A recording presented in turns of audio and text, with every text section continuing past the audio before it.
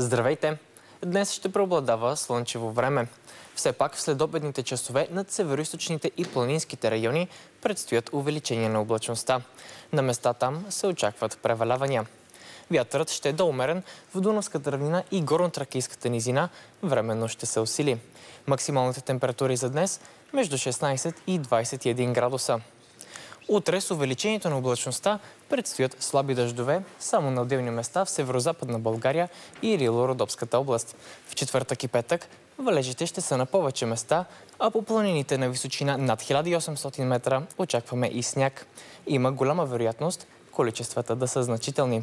Тогава максималните температури в Западна България значително ще се понижат. А сега тази сутрин продължава.